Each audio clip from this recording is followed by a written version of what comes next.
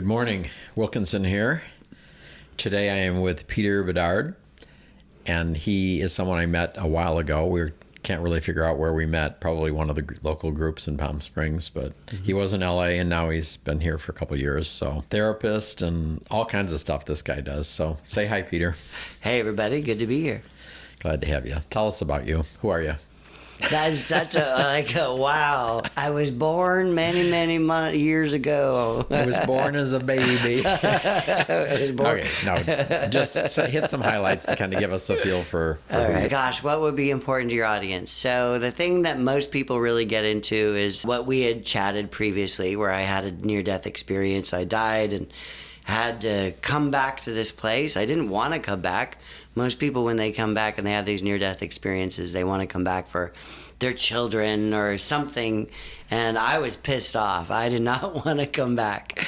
So when I came back, I spent many years trying to get out of this life. And I wasn't going to do suicide, but I was setting myself up, mostly subconsciously, to sort of check out again. So I had several experiences where I got really sick. I had severe dehydration and stuff like that, to the point where I almost died from those things. I finally realized what I was doing in making myself, or inviting these experiences where I could check out again. And I decided that I didn't want to do that I wanted to be here. But it took me a while to get to that place. When I was in that accident... Well, what year was that? That I finally came to wanting to be here? The year of the accident. It was many years ago. It was when I was a kid. I was just before I turned 18. Okay. So it was back in the day, and I shattered my left knee in the accident. Somebody came up behind me, pushed me. I was on my motorbike, so I was driving my bike. I was on my way home from a performance. I used to be a dancer and actor, and I was on my way home from that, and somebody pushed my back tire, and had launched me into a parked semi-truck. So I died. I came back, obviously. I shattered my left knee into little tiny bits. I split my right wrist over. I lost all the nerves in my hand. I cracked 5 vertebrae. I had undiagnosed brain damage. So I came back to a body that was really destroyed. I had lost my career. I was discovered as a dancer. That was sort of my path in life. I had, there's football player bodies, Right? There's basketball player bodies. Well, I had the dancer body. I had the turned out hips and the turned out feet, and I had all that. I could jump really high, and I could do all that stuff. So when I was younger, I was actually discovered, quote unquote, as a dancer, and that was sort of my home. When I would dance as a kid, that felt like I was safe. And it felt like I had a place to be, like I belonged. And I didn't feel that anywhere else in my family or anything. So to finally have that at a point and then have that taken away was very upsetting. And I spent years trying to figure out what my life purpose was again, who I'm supposed to be. I had to heal myself of all these things. The Western medical doctors were amazing at putting the little tiny pieces of bone back together. It was literally like a jigsaw puzzle in my knee. They literally glued the bones back together. They had 14 surgeons from the NFL come in, and because the injury was from the back, my kneecap was fully intact, but the bones going into the kneecap were shattered into little tiny pieces. So they put a little bit of metal, but mostly just glued the bones back together. And that was brilliant.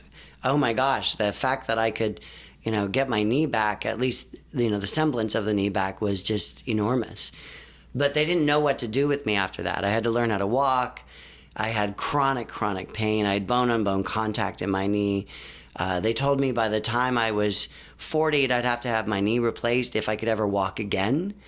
And as a kid and as a former dancer, being told that I may never be able to walk again, that was devastating. So I had to just figure out my life. And they kept giving me drugs and surgeries, but they were always with the caveat of, this might help. We'll take this drug, it might help.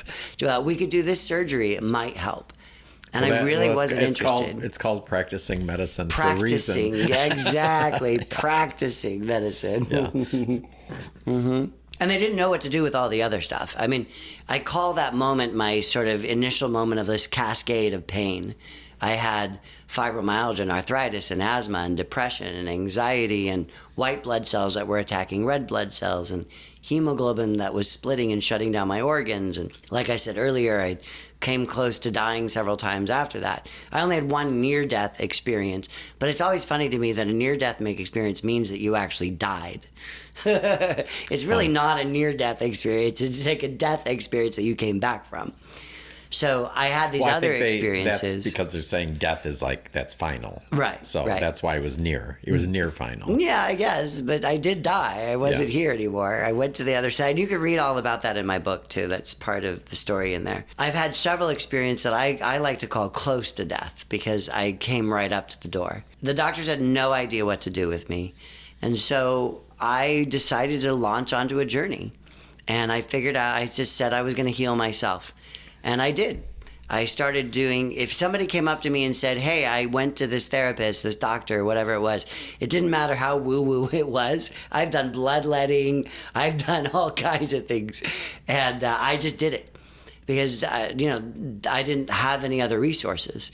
So I lived paycheck to paycheck for a long time just trying to figure out how to heal because I was in such extraordinary amounts of pain that I didn't want to take the drugs and go down that route.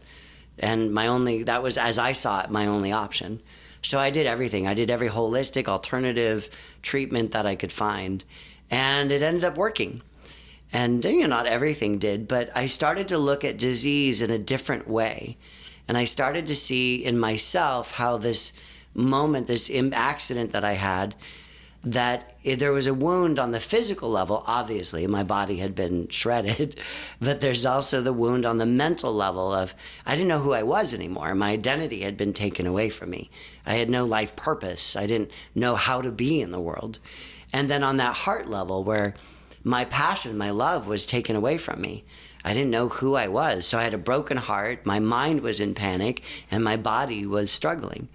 And I started to think, well, I need to heal all of those parts of me because great, like I said, the doctors were able to put the bones back together, but they didn't put my life back together. And so I had to heal myself.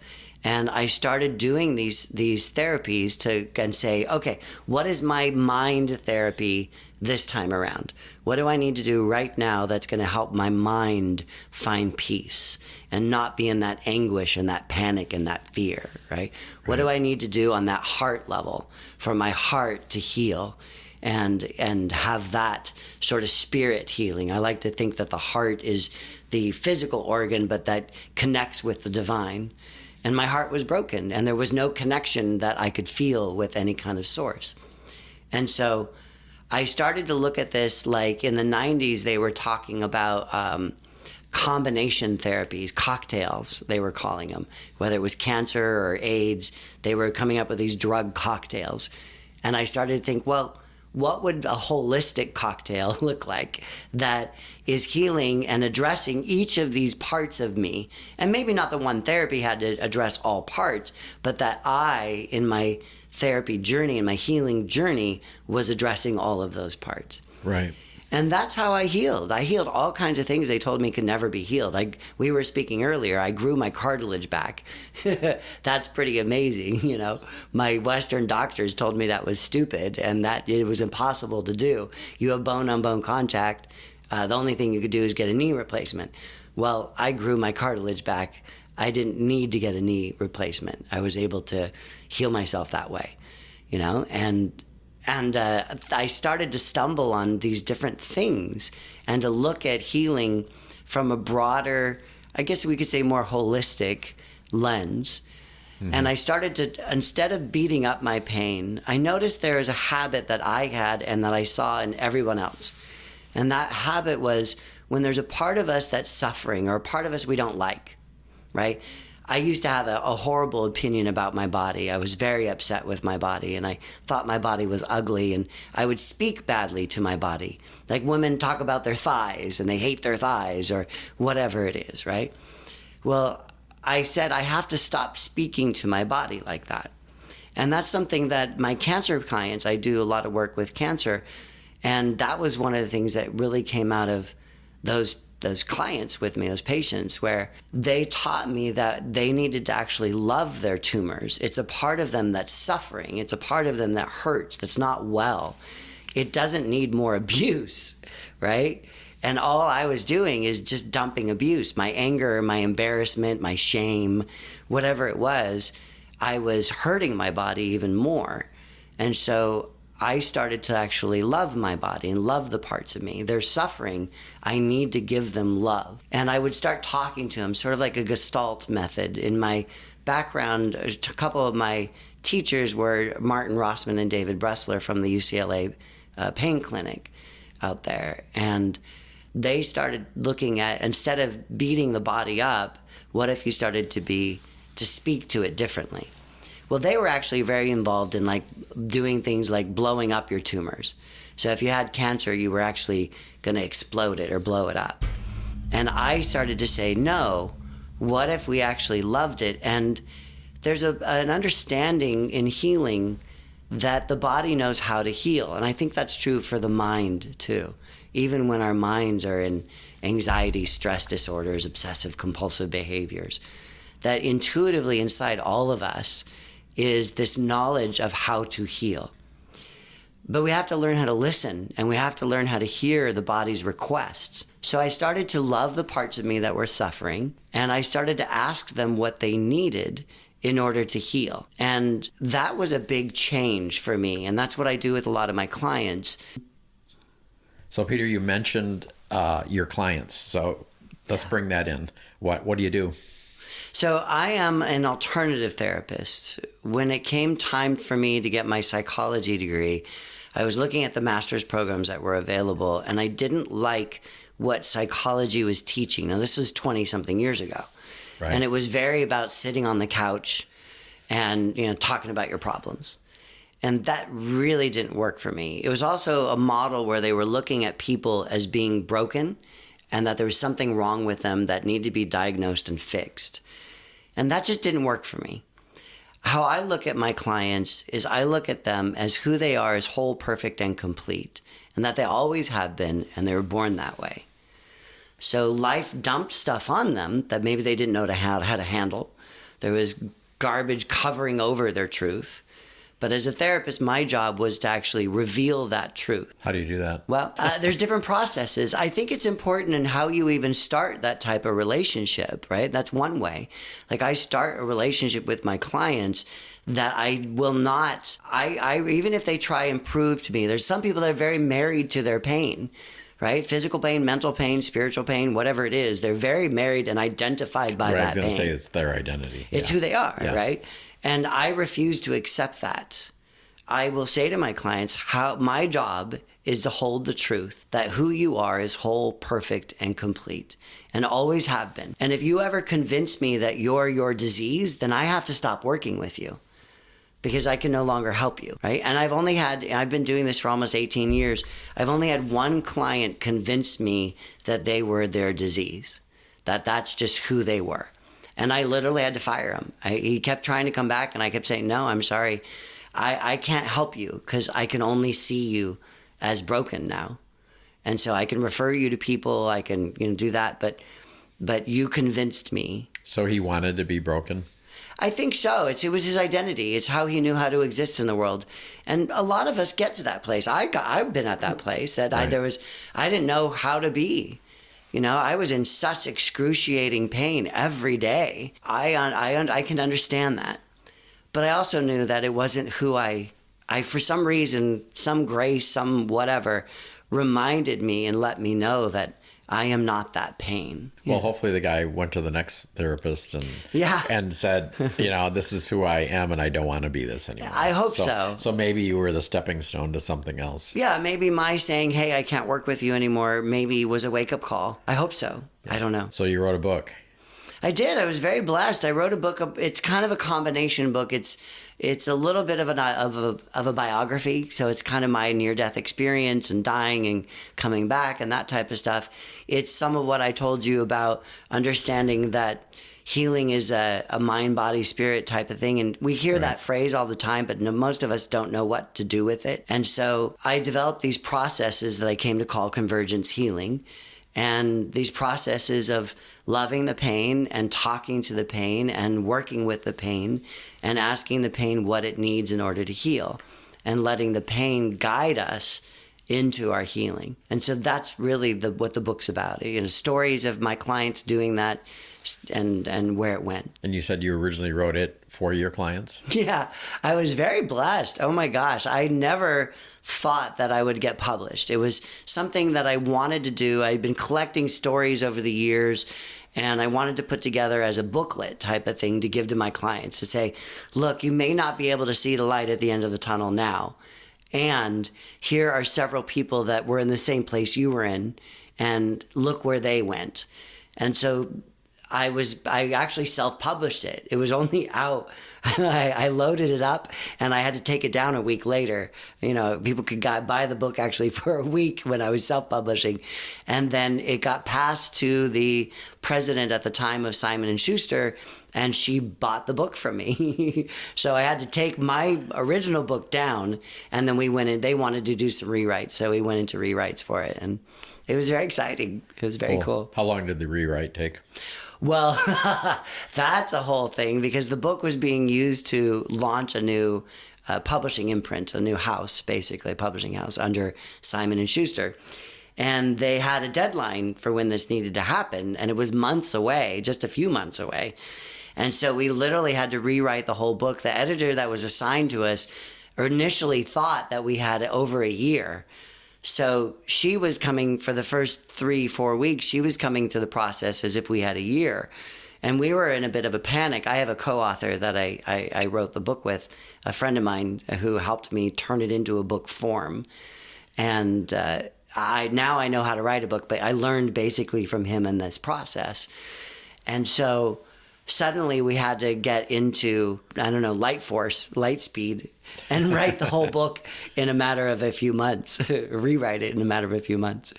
So who broke the news to the editor? Well, we were actually in conversation with them, and we were frustrated because we were saying, we need to get this done. We need to talk to you again later this week. And the editor's like, no, it's fine. Don't rush the process. And then finally we told the publisher, and the publisher had to sit the editor down and say, I need this book in 3 months. And in those 3 months, I was hit again. I was in another accident. Somebody came up behind me, hit my car this time, spun my car around. I hit my head on the windshield, and I slammed my knee on the dashboard. So it was kind of interesting to have a repeat situation from that initial accident. And I had a concussion that lasted for 10 weeks. So I'm trying to rewrite the book with a concussion. And if you have a concussion, you're not supposed to look at a computer. You're not supposed to watch TV. Your brain needs to rest. It's like the brain gets bruised. Right. And I had wicked, horrible headaches. I had awful, awful headaches trying to rewrite everything. But we did it, and we got through. I had to really walk my process. So what are you up to today? I think maybe walking in here, you mentioned you have a tea company? I do. What's that? In learning how to heal physically, mentally, and spiritually, I also learned the power of herbs and Mother Nature and roots and barks and teas and flowers and all that type of stuff. And so I started using those for myself, and it has started to help. I felt better. It wasn't like the end all, but it certainly contributed to my healing. And so I started educating myself about how what we eat affects our bodies, and how different herbs and teas and stuff like that can help the body reduce inflammation, work healthier. And so I created all these tea blends. I have like a happy tummy blend. I have an anxiety reducer blend, that type of stuff that Mother Nature gives us stuff to help, and they're delicious. And so I have a little tea company called Convergence Healing Teas. So what are you about now?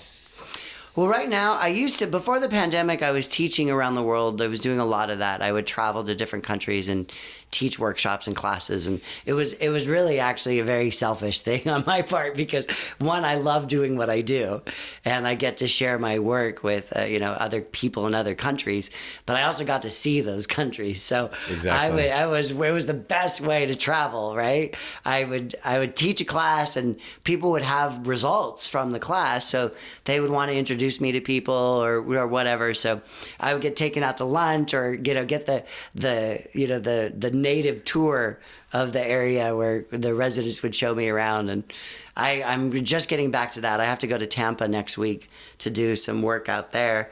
But right now I'm just seeing private clients. And that's the real focus. What countries did you visit? I was in Peru, I was in Turkey, I was in Spain, I was in France, I was in Ireland. That's pretty much That's the majors. Nice mix. Yeah, it was great. Little taste of Greece. everything. And Greece. Oh yeah, good. Mm-hmm. I loved Turkey. And if I could have a choice, you were talking about Portugal. If I could move anywhere right now and I could live there permanently, I would move to Mallorca in Spain. Really? I love Mallorca. Oh, I fell in love. Not Ibiza. Ibiza's, the energy I don't feel is healthy in Ibiza. And it's too distracting, and yeah. But next door to Ibiza is the island of Mallorca. There's Majorca, which is another island. The biggest of them is Mallorca. And it has the city of Palma on it, and it's just beautiful. I'll have to check that out. My place, my happy place. So my podcasts are not 100% this, but I have a lot of gay guests. Are you gay or straight? You can't. I have my pride. What?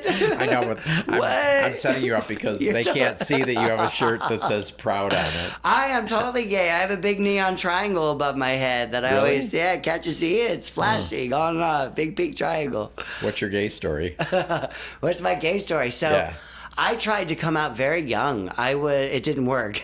As a kid, I knew I liked boys. I have my earliest memory of liking boys was being in kindergarten, and the kindergarten playground was separate from the other kids' playground, and there was a fence that was probably about 3 feet tall, and I was in my memory, I'm standing at this fence looking at all the boys running around, the older boys running around in the field. Right? And I'm standing with a bunch of girls, and we're all giggling. We're all giggling and pointing out all the cute boys. Because all of you like the boys. Because all of us like the boys, right? And all of a sudden, I had this moment of terror where I was like, oh my God, I don't think I'm supposed to do this. Somehow I had some awareness that my standing with the girls, looking at all the boys was a problem. And I don't know, I just stopped and walked away. So that was kind of my first moment of awareness and my first homophobic moment. So I tried to come out for a long time. I was Billy Elliot. My dad was a Marine. I almost said class. When you were talking about your dancing, I almost said kind of a Billy Elliot moment. Total Billy Elliot story. My parents never went to college. They were working class people. New Bedford, where you're talking about, right? That's where they were from. And I took my parents, I think, to the theater for the first time when I was a kid, all that type of stuff. So I tried to come out many times in my youth, and it just didn't work. I remember when I was I think it was 15 or 16, back in the day, you know the artist Maple? A lot of you are photographers, so you know Mapplethorpe. Oh, yeah. Right? Well, Mapplethorpe was part of that in the 80s.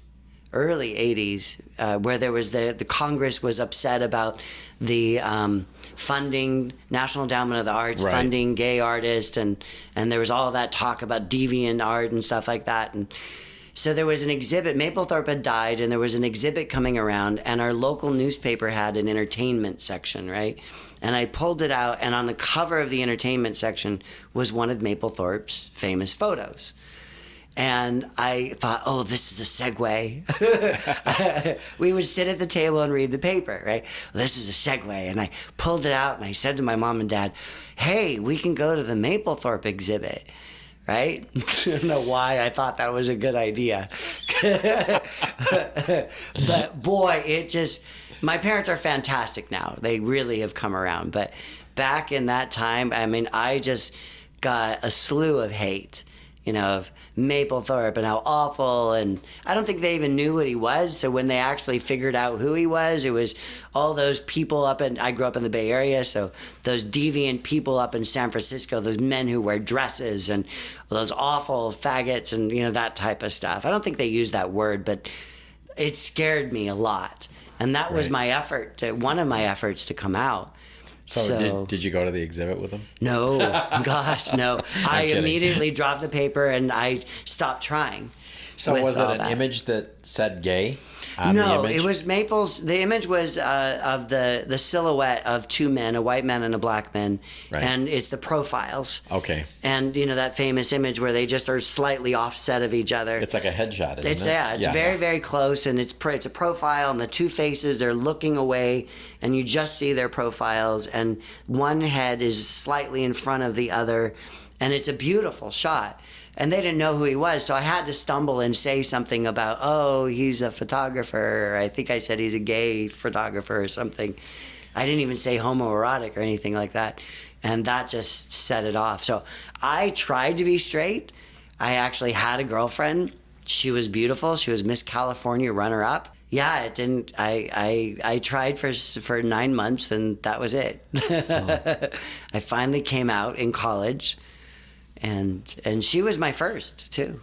It's so funny because so many of these stories are similar. In fact, I just finished another podcast. And he's telling the almost identical story, the 5-year-old, everything. And then he had the girlfriend. Mm-hmm. But his was funny. He said, she was my Barbie doll. And he used to dress her and do her hair and stuff. My friends are always taking away my gay card now. Because I'm never, quote, gay enough. You're not gay enough. Is that why you wear the sign on you there on your shirt? I have to let people know. I like using power tools. I've rebuilt houses before. Yeah, I don't know a lot about fashion. I lose my gay card all the time. Yep. But in college you did come out finally? Yeah, I finally came out in my second year of college. After with that woman. So I'll tell a little candid story. So there was a guy, I was going to school in Southern California, and there was a guy who where I was volunteering, and he kept hitting on me, and I didn't find him attractive at all. He was a little older than me. I didn't find him attractive. There was a bunch of reasons why I didn't find him attractive, but I didn't find him attractive. And he kept asking me out. And he kept making sexual advances on me. Now, I'm still a virgin. But you weren't out, right? I wasn't out. You weren't out. So I wasn't out, and I'm still a virgin. And his gaydar is going off, right? Yeah. Oh, yeah. Okay. Absolutely. Right. And he's just pressuring me and pressuring me and pressuring me and being very sexually provocative and, all that type of stuff. And I said to myself, because I knew this was a sex thing. I knew that's what he wanted. I knew it wasn't a date, just to go out. It was, and I said to myself, okay, if you go out with this guy and you have sex with him and you find him really repulsive, but you still have sex with him and you enjoy it, then you're definitely gay. And there's nothing you can do about it. It was my litmus test, right? So did you set yourself up for failure, or did it work? Right? Well, I couldn't be bi, right? That was right. So I went out with him. I had sex with him. It was awful. I didn't like him. I wasn't interested in him, but I really liked the sex. It just felt right. It just, something about it, even with somebody I wasn't attracted to, there was just this energy about being with another man that just clicked. And you were how old? 20, 22, something? I was 20. Okay. Just before my 20th birthday, yeah. Well, that begs the question, how was the second date? I never went on a second date. No. I assumed. Yeah. No, gosh, no. I had it was a test for myself. Okay, but it did intrigue you. Yeah, totally. Yeah, and I there was a part of me that was like, shouldn't I feel bad? Because, this guy's obviously interested in you. He's been begging you to go out with him, trying to get you into bed with him for months by that time. But I thought he was so inappropriate and so kind of gross that I didn't feel bad about not following up. Did he try to go out with you again? Yeah. Okay, but you said no at that point. Oh, yeah. And maybe he was a nice guy, maybe he was just, really pushy and bossy, and I don't know, but He wasn't to me. Then what? Then what? Yeah. So you came out? So no, I didn't. So that was the thing. I immediately went right back to my girlfriend and took the relationship more serious. So I went from just having a casual girlfriend to having a full-time girlfriend, moving in with each other, living with each other, all that type of stuff. So wait, but you said it pushed your buttons and you knew you liked it, but you still but I still I still hated myself. I still had a dad who was a Marine. Okay. You know, what was it? My family would reject me, and they did. Right. You know, when I finally did come out, my father in a very loving, strange way. My mother was devastated. My father was too, but he was able to make a phone call. So he called and said, "We love you," but he basically disowned me. And I couldn't go home. I couldn't see the family. I couldn't call. I was very specifically told that I was not welcome there anymore. Has he come to you for therapy? No, but my parents are amazing. I am so grateful. So they came around at some point? They came around. It took 20 years.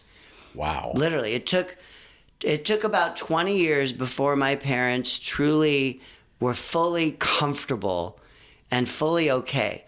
They very quickly, within the year, I had a boyfriend by that time, and they invited him over for Christmas. Your father reneged on the you can't come home and... Yeah, okay. It didn't last that long, but there was always this uncomfortability and this blaming, and there was always this discomfort in the family whenever I was around. I didn't go to any big events in the family because if I did, then the pressure, I think, of the event, of the holiday, of the birthday, of whatever, just always triggered something where I was being attacked for some reason, whatever it was. Do you have siblings? Yeah, and they're older.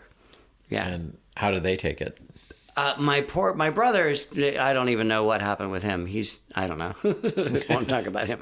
But my sister, I think she was very resentful to me for a long time because all the stuff got dumped on her. So she became my parents' emotional support, right? They couldn't talk to me. My brother was whatever he was. And so my sister was the one that had to deal with my mother being suicidal and my father being angry and the whole, what did we do? And why did, he's going to hell and why did God do this? And what did we do wrong? And punishing, shame, all that type of stuff. Wait a minute, your mother was suicidal literally because you're gay? Yeah, there had to be I don't know how far yeah. that went or how serious it was, but there was this severe depression with both my parents. Wow. That somehow they had failed and that life was bad and wrong and what did they do to deserve this and how could I be so awful and that type of thing. Yeah, but now they're okay. They are amazing. So I like to tell the story about my dad it was some time ago now. It was probably like 7, 8, maybe even 10 years ago. I don't remember. My parents were flying someplace, so they came into LA where I was living, and they were flying from LAX. And I think it was the night before. They were going to go to the airport the next morning or whatever. And we got in a fight. My mom said something really, really inappropriate. And at the time, my boyfriend at the time, who I had just broken up with, was trans. And so we got in a huge fight about that. And my mom tried to make it about her, and I finally was able to say, "Mom, I love you, but this isn't about you." She was doing the whole, how could you speak to your mother that way type of thing, right? And I finally got to say, "Mom, what you said was really inappropriate, and I'm going to hold you to that. Because, and I'm not going to let you turn it around and do the, how could you be so disrespectful and, speak to your mother." And that. So for me, that fight was a turning point. I was able to speak very honest and clearly to my mother and not let her, and she's been wonderful to go, "Okay, you're right. I'm so sorry. I don't mean to do that." To her credit. Wow, that's hard to do. Yeah, that's great. That's really hard to do. And my dad, I was deciding whether I was going to go to Thanksgiving with my family. And I had a friend at the time that was one of your early, I think she was the first Angel, the whole, what is that company? The lingerie company, Victoria's Secret. Oh, there you go. Right? Not my thing. Not mine either. But she was a friend and she was one of the first Angels, right? That's a big deal in the modeling world and the fashion world and all that, right? She was one I of don't your know first what an angels. angel at Victoria's Secret is, but that's okay. Okay, Victoria's Secret is a lingerie brand, and Right, I know they that. made their brand enormous by having these runway walks with women wearing their lingerie with giant angel wings. Oh, Right? Okay, so that's she a was one of gimmick. your Okay. first angels. Really sexy, beautiful, amazing. Like gay Okay. men's fantasy, actually. I mean, it would be better if there was a guy wearing the wings, but, gay men, we love beautiful women. It was stunning. So she was an angel. And I called my dad up and I said, I don't know if I'm coming to Thanksgiving. And he says, why? And I said, well, I got invited to this woman I know, and she's doing Thanksgiving, and she's a Victoria's Secret angel, and blah, blah, blah. And my dad says, well, don't those supermodel types always have a lot of gay men friends? Maybe you'll meet someone. really? Yeah, that was like, I just cried right there in that moment. My dad wanted me to meet someone and be happy and, Right. go Did to you? the supermodel Did you meet Thanksgiving. someone? What? Did you meet someone No. at the? No. No, the Thanksgiving But was the thought was bust. there. Yeah, the thought was there. How amazing for my conservative, Republican, military dad, blue collar dad to come around. Yeah. I mean, what a gift that is. My parents are awesome. Yeah, I'm very grateful for them. So, with all you've learned over your span of life so far, what would you say to my listeners? You've learned this. What would it be? Well, two things. As far as your question, like, what would that be? I would say to figure out how to love yourself exactly as you are. To just be radical in loving your shame, literally. Because when you love shame and you love those hurtful feelings, those hurt emotions, those part of us that are suffering, if you really think about it, what they need more than anything is to be loved. They don't need more shame. They don't need more embarrassment. Right. They don't need more fear. They need to be loved. So when we can love the parts of us that we think are unlovable, then miracles happen. Life unfolds. What does that mean? Does it mean just saying, "Oh, I love my fat"? In a way, you can make it that simple. Instead of making it wrong or bad or shaming it or beating it up or being embarrassed by it, I love my body. I love my body exactly as it is. I love all the parts of it. And when there's something that happens in the brain, something that happens definitely in the heart, and there's something that happens in the brain that when we become willing to love the part that's suffering, it's like that part that's suffering says, oh, I can heal now. It's phenomenal. When I'm sure you've had a friend who's been suffering tremendously and they're beating up themselves or they're being beat up, bullied, and hurt. And when you absolutely come to them and you love them absolutely unconditionally, they find the strength to go on, to heal, to step forward, to do all that. And I think that's very true for ourselves, for those parts of us. Right. Because we are the biggest bullies. I mean, Absolutely. How many people bully their bodies? Yeah. You're too ugly, you're too fat, you're too this, you're too that, right? I don't even want to say that directly into the microphone but if I just go, hey, maybe I'm not absolutely happy with you, but I want you to know that I absolutely love you and I'm willing to love you and just accept you. I hear you, I see you. That's huge. It is. Yeah.